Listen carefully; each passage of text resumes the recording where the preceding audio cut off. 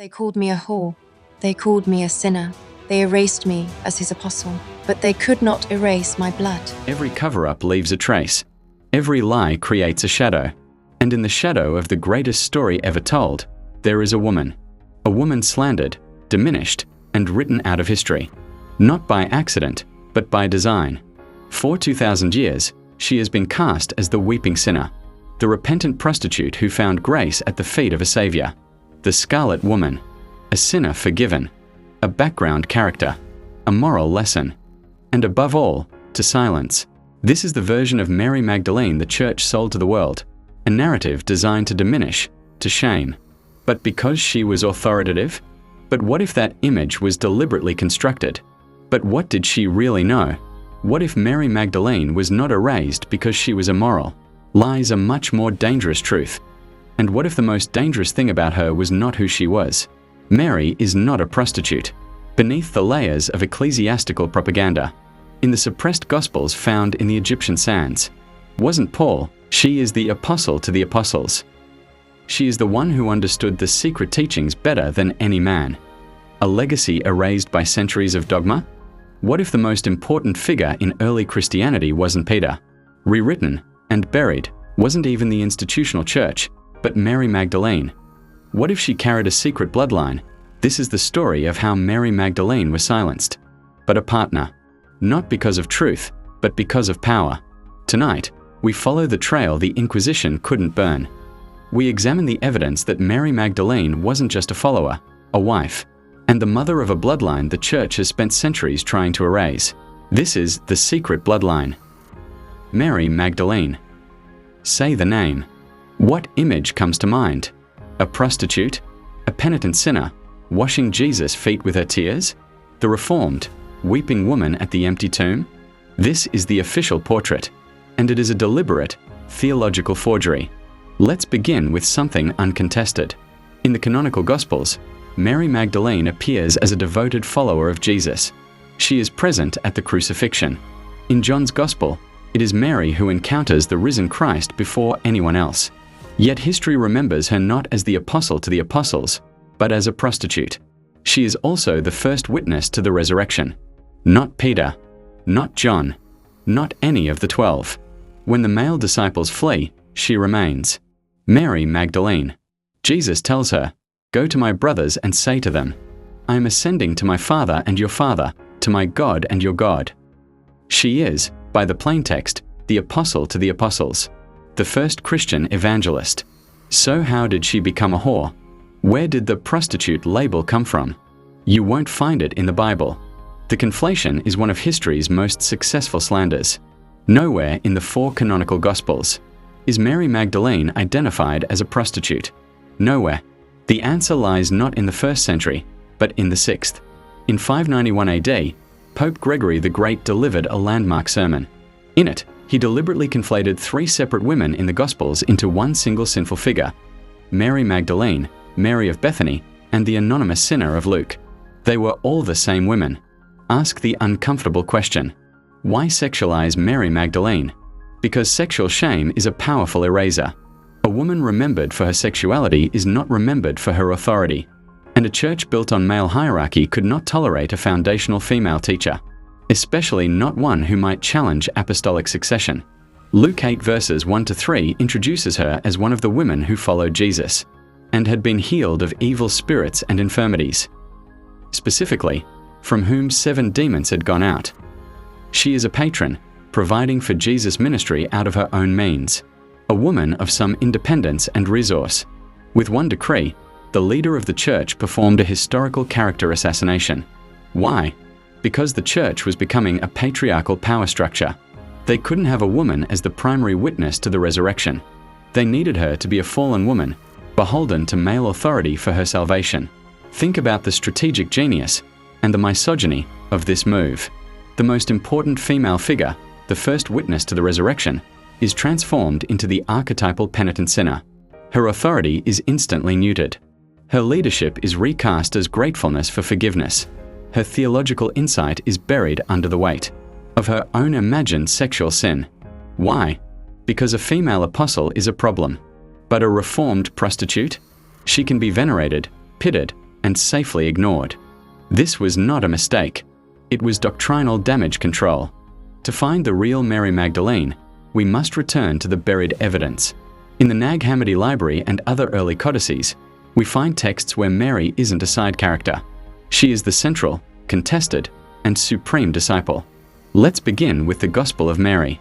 In the Gospel of Mary, discovered in the late 19th century and preserved in the Berlin Codex, Mary is portrayed as the disciple closest to Jesus.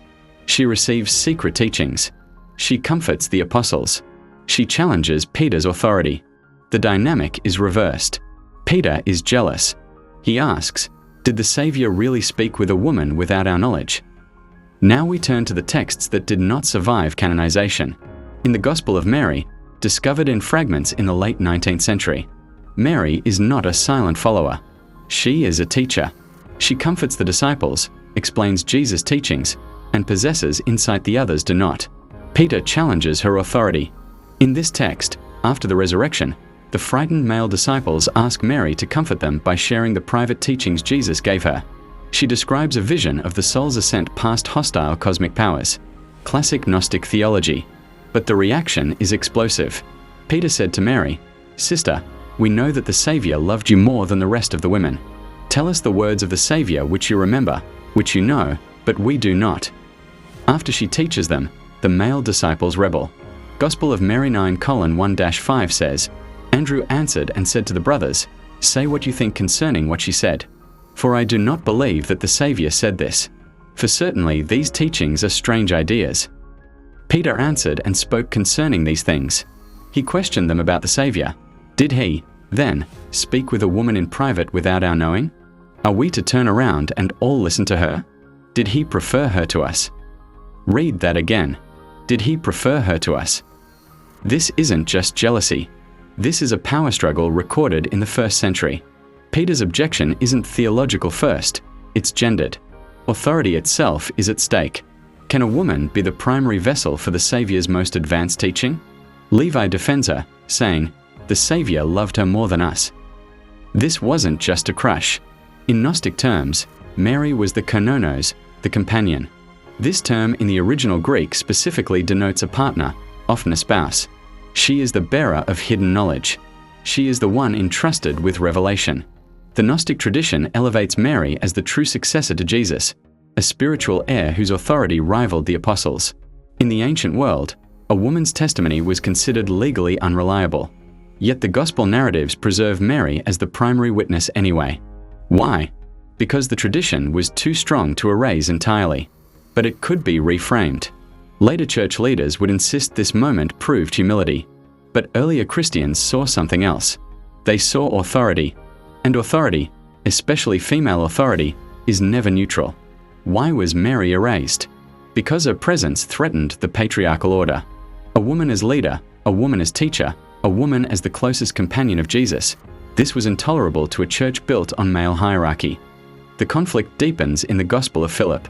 This text uses language of shocking intimacy. Gospel of Philip 63:32-64:5 says, "And the companion of the Savior is Mary Magdalene. But Christ loved her more than all the disciples. The other disciples were offended by it. They said to him, 'Why do you love her more than all of us?'" The kiss here is not necessarily erotic. In Gnostic and early Christian tradition, the kiss of fellowship was a ritual act, a transfer of spirit and wisdom. But the implication is seismic. Mary Magdalene was not just a disciple. She was the companion, Korani Greek, kononos, partner, consort, of the Savior. She was his intellectual and spiritual equal, the one who received his wisdom through the closest possible bond. This creates a hierarchy the later, patriarchal church could never accept, Jesus and Mary the 12. In the Gospel of Philip, another Nag Hammadi text, Mary Magdalene is described as Jesus' closest companion. She is called his kononos, a Greek word meaning partner, associate, or companion. The text says, "The Savior loved her more than all the disciples and kissed her often." The text is damaged here, but the implication disturbed later readers deeply. Not because of romance, but because intimacy implies shared knowledge. In Gnostic Christianity, authority flows from gnosis, direct knowledge. Mary Magdalene is portrayed as one who understands Jesus' teachings. at a deeper level than the male disciples. She speaks confidently. She interprets visions. She is not corrected by Jesus. This is not the profile of a penitent sinner. It is the profile of a successor. By the late 2nd century, the battle lines were drawn.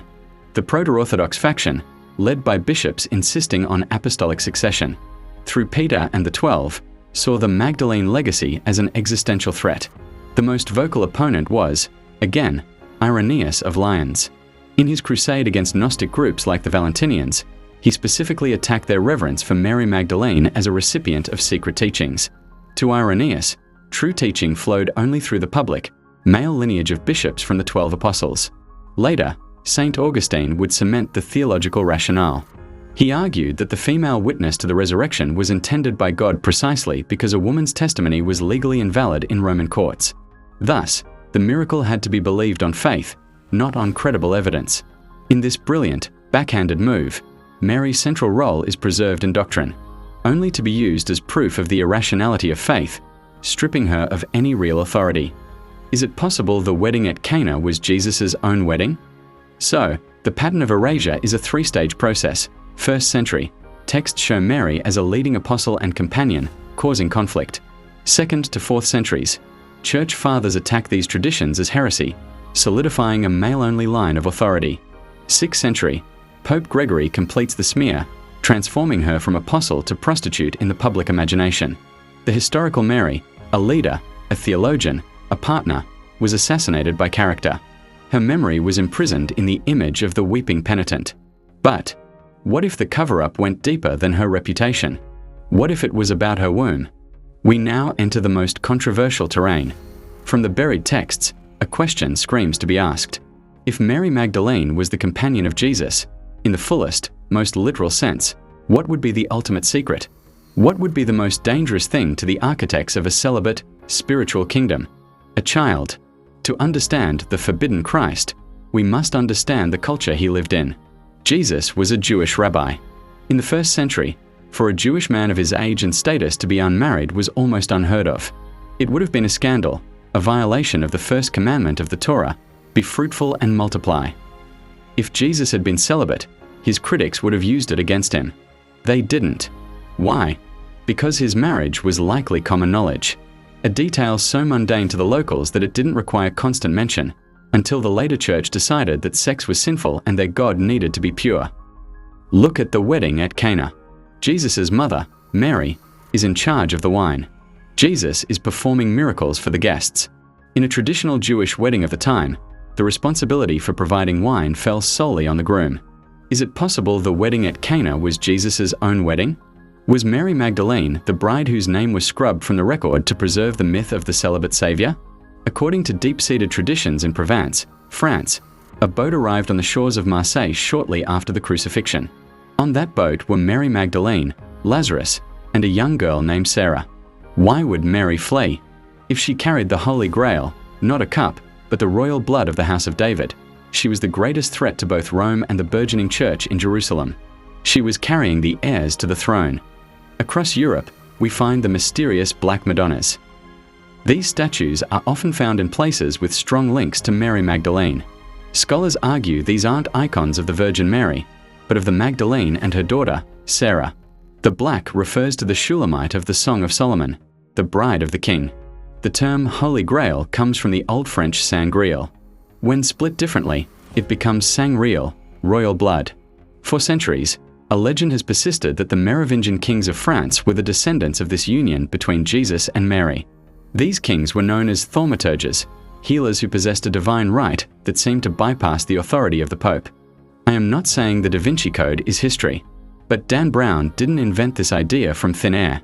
He tapped into a persistent underground river of legend and folklore, particularly strong in southern France, where tradition holds Mary Magdalene fled after the crucifixion. The hypothesis, built from fragmentary clues, is this. 1. The marriage. A Jewish rabbi like Jesus would almost certainly have been expected to marry. His intimate partnership with Mary, as described in the Gnostic texts, could reflect a marital union. 2. The child.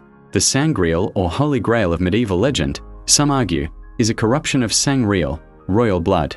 The secret was not a cup, but a bloodline, a descendant of Jesus and Mary. 3. The Exodus. After the crucifixion, to protect this lineage, Mary, and possibly her child, was smuggled out of Judea, arriving in Provence, France. 4. The cover-up. The emerging Orthodox Church, which based its authority on a celibate, divine, and resurrected Christ who left no earthly ties, had to erase any hint of a family. A mortal Jesus with a wife and child is a Jesus whose authority can be inherited outside their control. In 1209, the Church launched the Albigensian Crusade. It was the only crusade fought on European soil against other Christians, the Cathars. The Cathars held a secret. They believed that Jesus and Mary were husband and wife. The Church didn't just want to stop a heresy. They wanted to exterminate a bloodline that challenged their monopoly on the divine. "Kill them all," the papal legate reportedly said. "God will know his own." We are living in an era where the DNA of history is being resequenced. With the discovery of the Gnostic texts and the rising voice of the divine feminine, the secret bloodline is no longer just a conspiracy theory. It is a historical reclamation. Archaeologists have found 1st century ossuaries in Jerusalem inscribed with names like Jesus, son of Joseph. Mainstream scholars dismiss them as common names of the time. But what if the insistence that Jesus had no children, no family line, makes us blind to a possibility the early church fathers feared most? The most compelling evidence is motive. As scholar Margaret Starbird argues in The Woman with the Alabaster Jar, the systematic suppression of the feminine, the transformation of the sacred bride into the penitent whore, points to a deep theological trauma, a lost bride of Christ. The erasure of Mary Magdalene is not an isolated incident. It is the cornerstone of a millennia-long war on the divine feminine within Western spirituality. By reducing Mary to a sinner, the path was cleared to elevate a celibate, all-male priesthood, and define spiritual authority as exclusively patriarchal. Separate the sacred from the sensual, the spiritual from the physical. Control the narrative of creation and redemption entirely through a father-son dynamic, excluding the mother, the bride, the wisdom, Sophia. They didn't just slander a woman. They severed a lineage. They replaced a potential dynasty of flesh and blood heirs with a dynasty of bishops claiming spiritual succession. They traded a holy family for a holy bureaucracy. The irony is that the very texts they buried shout the truth. In the Gospel of Thomas, Peter says to Jesus, "Let Mary leave us, for women are not worthy of life." And Jesus rebukes him, saying, "I myself shall lead her in order to make her male, so that she too may become a living spirit resembling you males. For every woman who will make herself male will enter the kingdom of heaven." Even here, in a text that defends her, the androcentric bias is shocking. Mary must become male to be worthy. But the defense is still there. The tension is palpable. It proves the battle over her soul and her status was the central conflict of early Christianity. Mary Magdalene was the tower, the meaning of her name, Magdala. She was the pillar upon which the true, unedited message of Jesus was built. A message of partnership, not patriarchy. So, what is the truth of Mary Magdalene? She was not the prostitute. That was a lie forged in the 6th century. She was almost certainly the apostle to the apostles, the first witness, the first evangelist. She was, according to the earliest alternative Christianities, the companion and most beloved disciple of Jesus, the recipient of his deepest wisdom. And she may have been something more, a wife, a mother, the keeper of a secret so dangerous it had to be buried beneath 2,000 years of slander. The question isn't just, did Jesus have a wife? The deeper question is, why were they so terrified that he might have? Because a spiritual kingdom controlled by priests is absolute. An earthly lineage is a threat. A divine man who leaves no heirs creates a church that becomes his sole heir. A divine man with a family creates a dynasty they could not control. Mary Magdalene is the ghost at the banquet of orthodoxy, the shadow in the apostolic succession, the living reminder that the story we received was edited by the victors. And the victors always write the history, until the buried jars are opened. They called her a whore to silence her. They called her a sinner to diminish her. But in the secret Gospels, she speaks, and she is an apostle. And in the blood of every person who seeks the divine without a mediator, in every spirit that rebels against a priesthood that demands obedience over insight, her legacy endures. She was the first to see the truth. Perhaps she was the truth they could not bear. If there is a bloodline, it means Jesus was not a ghost or a distant God. It means he was a father, a husband, a man who wanted to leave a legacy on this earth, not just a religion in the clouds.